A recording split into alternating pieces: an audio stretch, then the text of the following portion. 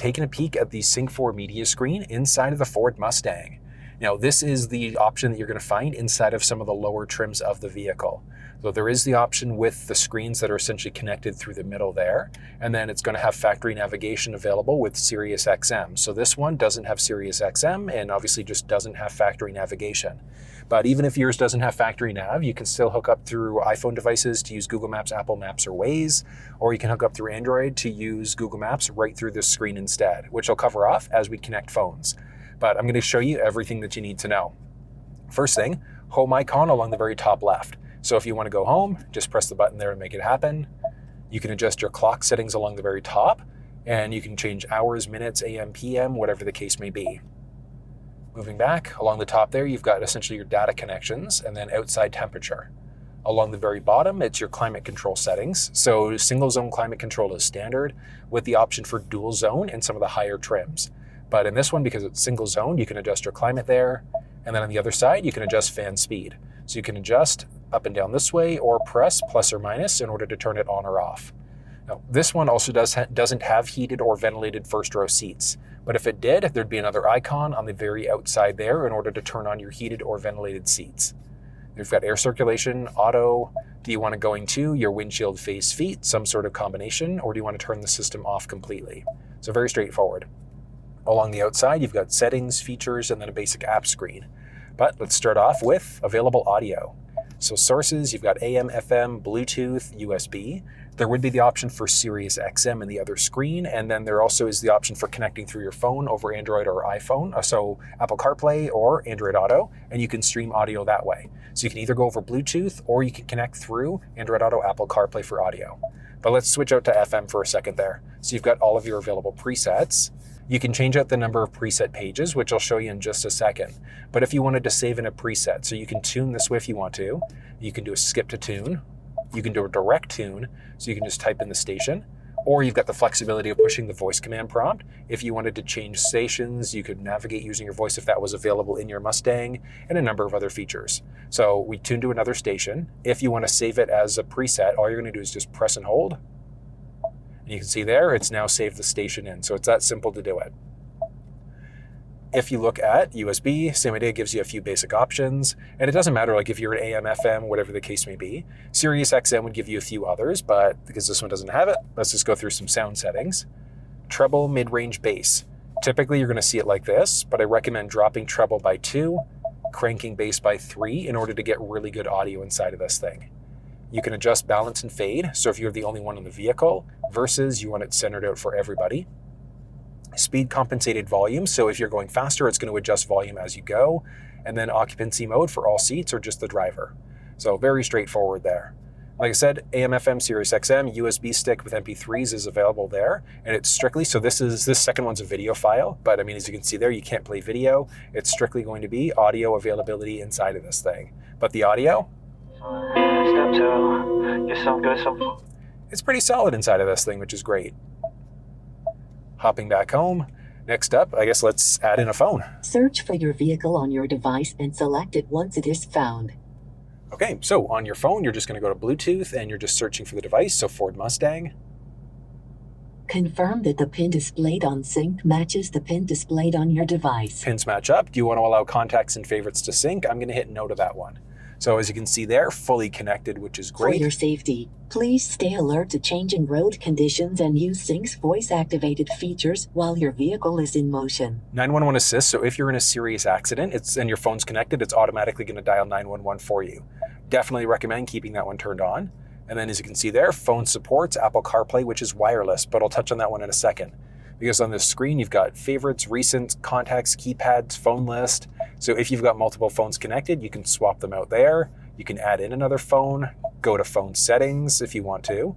So you could look at your contacts, setting ringtones, battery notifications, and things like that. But on the phone itself, it's now saying, use CarPlay with Mustang. So this thing is now wireless, Android Auto, and Apple CarPlay. So all you have to do is just hit enable. It's connecting to CarPlay right now. Boom. Look at that, 3, 2, 1, and you are fully connected. You can see there, nice split screen, so you would have the flexibility of listening to AM, FM, SiriusXM, etc., while you're also connected to CarPlay. But if you wanted a fuller screen experience, along the very top, you can see this little arrow. You're going to push that. Look at this. Beautiful. Beautiful. Love it. Love it. It's nice. And along the very top, you can see there the time, what your current connection is, which map application was open last, which audio application was open last, and which miscellaneous application was last opened. And then you've also got this button to go back to either the home screen, or you can go to this kind of like icon screen instead. Pretty nice, but Apple Maps is available inside of this thing, but for some reason, this is a weird bug. It's still there, but you've only got like a split screen Apple Maps, even though we're technically full screen. You can zoom in and out this way if you want to, change out your headings, etc., 2D, 3D, search for destinations, look at previous destinations. Very similar to Google Maps. You can see that icon changing out. Beautiful full screen. You can swipe across, no pinch to zoom you'd have to do. Press this little button and then go plus or minus to adjust it. And then from there, you can press the little gear icon to change out your route options. So if you want to avoid highways, toll roads, ferries, you can change out the map colors, satellite map, look at traffic, adjust volume, and things like that. You can search for addresses, whether it's previous destinations, etc. And then you've also got Waze. So Waze, same idea, you can move around with your finger, but to zoom in and out, you've got to go out this way instead. Just hit done. You can press this if you wanted to search for an address. One cool thing is that you can also press and hold the voice command prompt on the steering wheel if you wanted to activate your Siri Assistant instead. Press back home, and then you've got a series of other things like podcasts. If you've got different radio apps or library apps, like Hoopla is a library app, so you'd have the flexibility of listening to different things right through the vehicle itself. It's nice. Really, really nice. Now, one nice thing about the iPhone is that if you go to your general settings, hop into CarPlay, find the vehicle, so Ford Mustang, and then watch this. So you can forget the car, you can turn it off, or let's say if you want to customize. Let's say if you like listening to podcasts and you prefer to use Waze, you can do a drag and drop in order to adjust it. You could also hit delete if you wanted to remove certain things, and it fully removes it from the vehicle. But you can also add it back in. So let's say if you actually wanted your podcasts and you wanted your Waze added back in, you could do it. If you've played around with the layout too much, along the very top, you could reset, in order to bring it back to the factory default screen instead. Very straightforward. And then along the back, like I said, you could either delete it or you could turn it off CarPlay, or you can completely forget it from the car instead. Pressing back home. Now, if you wanted to, you could also press back home there in order to get back to this screen. You could push CarPlay along the very top to launch back into CarPlay.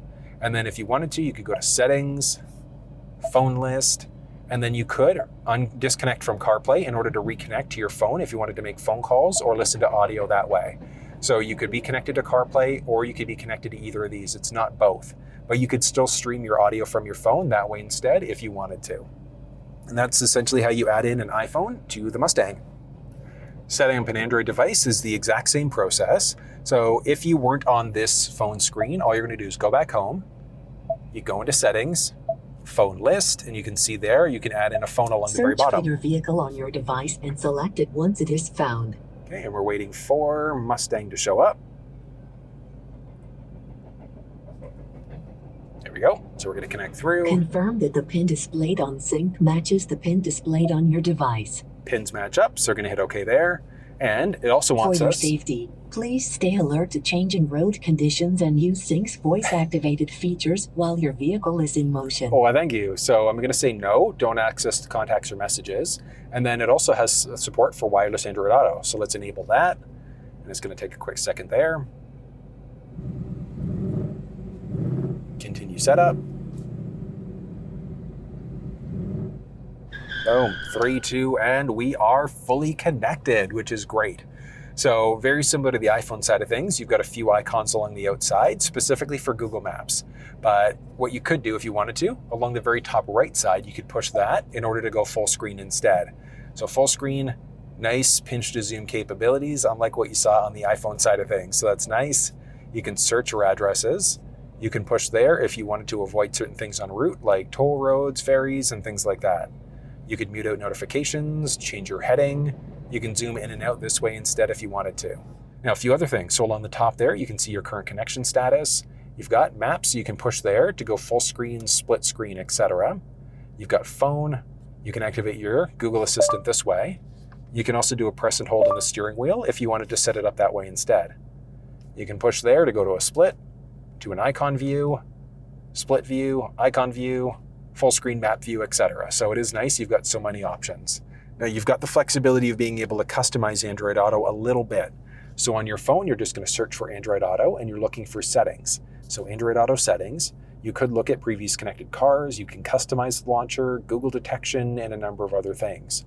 So if you look at customizing the launcher, these are the available apps that you can add in, so hidden apps, etc. So strictly Google Maps available inside of this thing, unfortunately. But you could customize it a bit. So if you wanted to, you could just do a press and hold. If you wanted to do a drag and drop. But one thing is that whatever changes you make there, they don't actually take into effect until you close out of Android Auto and relaunch it again. So it's not dynamic like what you saw on the iPhone side of things, but the customization still is there. You can push that to go back home, hop into your settings, go into phone list, and then you've got the iPhone and the Samsung.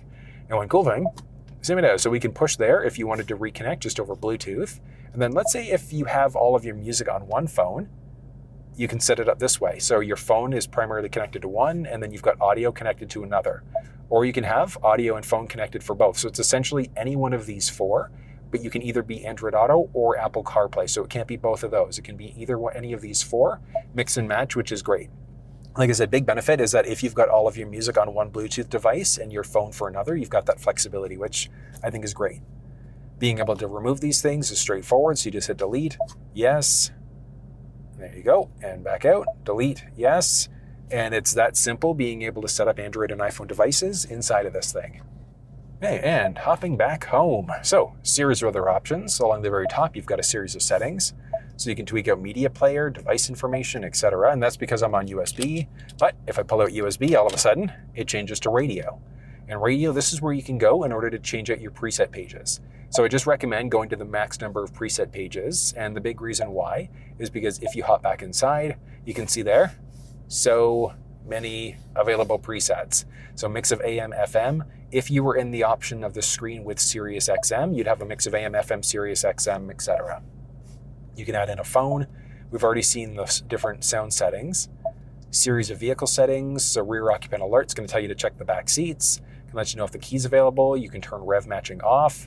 You could tweak your quiet start as well. So if you've got neighbors who are going to complain at 6 o'clock in the morning, you can have your quiet time run from a certain period of time. So it's always going to start up in quiet mode instead. You've got serial number, windows. You can actually use the key fob to roll the windows down. Let's hop outside and I'll show you how that process works. You're going to press the circle or the unlock button twice. On the second button press, you're going to hold, and then you can also press the lock button to pause it. So watch this. We're going to go 1, 2, and hold. Lock in order to pause it, and then same idea. You can double press again if you wanted to continue the cycle. Back down they go. So that's a pretty useful feature, I think, but it is global down, but it's manual backup instead. A few different options for wipers, same thing for lighting, a few basics. Auto high beam. So what that means is that when you're in the auto mode with auto high beam on, if your high beams come on automatically, if an oncoming vehicle is there, it's going to lower your high beams and then bring them back on again. If you want your high beams permanently locked on, you've got to essentially tweak it. So you're going to drop down into your light switch low beam setting, and then you can push out the left stick in order to be able to permanently lock out your high beams instead. Auto lamp delay. When you go to lock the vehicle, do the lamps stay on for 10 seconds, 20 seconds, 2 minutes, or do they just turn off automatically? Options for locks. The big one there is going to be remote unlock. So when you go to unlock the doors, do all doors become unlocked, or is it just the driver's door? So just added safety settings there. If you're going to be changing the oil yourself, you can just do a press and hold in order to be able to reset your oil life there. Clock settings, which we saw earlier, so you can jump into settings and clock or just press the clock to adjust. Basics, you can change it out to English, Spanish, French, Celsius or Fahrenheit. You can change it out to either kilometers or miles, and you can see it's kind of adjusting out the cluster screen there for us. You can turn off the touch screen beep and then reset the vehicle as well. Instrument cluster, you can also show what's going to show up in the screen itself. So you can't really customize the screen layout much, but you can show what's showing up inside of the up-down pad there. So a few options. Next up, you've also got center display. So as big and as bright as this display is, if you find it too bright, you can adjust the brightness, but you can also turn it into a calming screen instead. Button press to bring it back to life, or swipe across. Connectivity. Big one for connectivity. You want to make sure that you're connected to Wi-Fi at home. And big reason why is that you can essentially have your updates done automatically. So that's tied in to your software updates. So I always just recommend with the updates, have it automatically turn on, schedule it to happen later on at night. So something like Monday to Thursday at 1 o'clock in the morning, really useful if that's when your car is going to be parked for like 4 to 5 hours, because that's how long the updates could potentially take. Other one to point out is that under connectivity and Bluetooth, if you want to change your vehicle name, that's where you're going to make it happen. So if you want to change it to Bob's Ride, Sally, whatever the case may be, Mustang Sally, you can do that, which is great. You can turn the whole Bluetooth system off. There are certain connected vehicle features there as well. So telematics, you can share things with Ford, yay or nay. I go with nay, but that's a matter of preference. Ford Assistant's nice because it can have it listen to a wake word. So this is the command prompt. It lets you know everything that you can do to a degree. If you go to the bottom with command help, this shows you everything that can be done. So climate settings, you can change the temperature if you want to. You can tweak out your sound if you want to, play with audio, play with radio, make phone calls, etc. So I definitely recommend getting used to this system. Phone confirmation, when you go to call someone, do you want to call the person, yes or no? Advanced mode means you won't get as many notifications. And then you've got a wake word. So rather than pressing the voice command prompt on the steering wheel, you'd be able to have it listen to a wake word. So something like, okay, Ford. And then it's going to pull up the options that you've got there instead. So definitely recommend, like I said, get used to what you can do, because you can adjust the climate settings and so many other things. 911 assist, we already covered that one. And then valet mode, you enter in a 4-digit number and it locks out the screen, and it also locks out the armrest, so that little storage armrest compartment, which is really cool. It's nice. Moving back home, you now move into some features. Driver assistance, you've got the auto hold settings. So with that one turned on, if you come to a complete stop, take your foot off the brake, the car's not moving. Lane keeping system works 3 different ways. So the first way is the alert. So if you start to veer over into a lane without signaling, it'll give you a little bit of a steering wheel shake, almost as if you're running over rumble pavement. The aid is going to nudge you back into your lane, and the alert and the aid are going to do both. And then the intensity of the steering wheel shake. Pre-collision assist system, so if the vehicle recognizes you're potentially going to get into a collision, it can automatically brake. If you're going to track your Mustang, you definitely want to turn that off. Exit warning is going to let you know if there's an oncoming car when you go to leave the vehicle. Blind spot system, it's going to highlight on the side view mirrors and let you know if somebody's entered the blind spot on either side of the vehicle. Cross traffic alert, so if somebody comes perpendicular from the left or the right side, it's going to let you know as you're going to back up, and it can actively brake for you if it senses somebody's there. Driver alert system, so if you start to veer over too many times, it's going to tell you should probably take a break. Next up, my mode. Oh yeah. So the big one here, going to be the exhaust mode, and you've got 4 individual modes. So there's quiet mode, normal, sport, and then track. It's going to sound very, very different in between. So let's hop outside. I'll show you how that system sounds.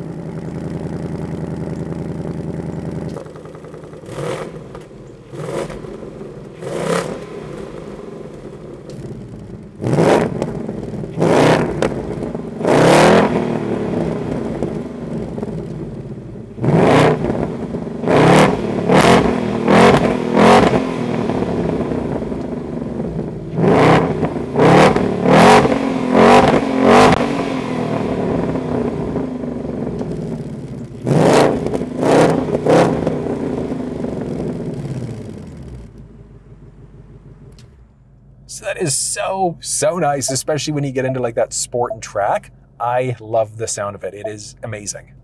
But on this screen, there are a series of other options. Line lock if you want to do burnouts. Launch control. There's rev matching on top of that because this is the 6-speed manual. If you were in the automatic, you just wouldn't have rev match. And then if you were in the EcoBoost, you wouldn't have some of these other options on top of that. But the acceleration timers are there. You can do drag lights, race lights, etc. Brake performance, you can see what's going on there. Lap timers, launch settings, so you can see what your RPM launch is going to be. shift indicator. So if you need help with your shift points, whether you get a light, whatever the case may be, you've got that option. So ton of different options. I mean, I love that you've got all of the different accelerating timers and lap timers and things like that. So if you're tracking this thing, definitely recommend playing. I love that it's got line lock and launch control. Oh, that is so cool. So cool. Love it. And then from there, you've got auxiliary gauges. So you've got the basic auxiliary gauge panels there, and then you can go into this larger split. But one cool thing along the very bottom right, you can also adjust this thing. So if you didn't want the accelerometer, if you wanted different compression ratios and things like that, you can adjust that in each individual section as well. So if you have a preference for what shows, for what's not showing, etc., you've got the flexibility to be able to adjust it to more or less whatever you want it to be there. Really, really cool. And that's for each side, which is great. And then once you've found the ones that you want, just press the OK button there and it's saved it in. Love it. You've got a custom mode, so you can create unique profiles, and you can have your base mode. So what do you want your base drive mode to be, whether that's normal, sport, track, drag, or slippery snow? And then what steering mode do you want? So normal, sport, or comfort. Normal, straightforward. Sport means it's a little bit tighter and more rigid, versus when you're in the comfort mode, you have to throw it a little bit more in order for the wheel to turn. So I always just recommend normally the sport mode is really, really good. Whether traction control is on or off, what exhaust mode do you want to be in, and then what do you want your cluster to look like when you're in that unique mode as well. You can change out your color, so your primary versus secondary colors. If you were in a Mustang with ambient light, you'd also have an ambient light button showing up there too. Different cluster themes, so you can have it match your drive mode, so whatever drive mode you're currently set to, that's going to show up. You can have it go to a normal mode, sport mode, track mode, calming mode, and the cool one, Fox body, classic 87 to 93, which is pretty dang cool at the same time. So you can really customize this thing a little bit more to really make it your own. And this is the 300A Mustang GT that I'm in. So you've got the flexibility to do all this now through the base Mustang, which is amazing. You've got a favorite button down the center stack. So you could edit the favorite button out to do any of these available options. Back out. There's also a fully digital owner's manual. So if you're not sure when you should be taking this thing for oil changes, maintenance schedules, break-in periods, whatever the case may be, you can search everything. If this video didn't give you everything you need to know, you can launch into the owner's manual in order to figure that stuff out as well. One thing to point out is that, yeah, it's a fully digital owner's manual, but you can also access this manual on Ford's website. So there's no physical manual anymore, but if you need it, you can look through there or pull out your phone in order to go through your owner's manual that way instead. And then from there, last one, going to be your app screen. So find mobile apps and then Android Auto and Apple CarPlay support. So I know that's quite a lot of information, but that's everything that you need to know about the Sync4 media screen inside of the Ford Mustang.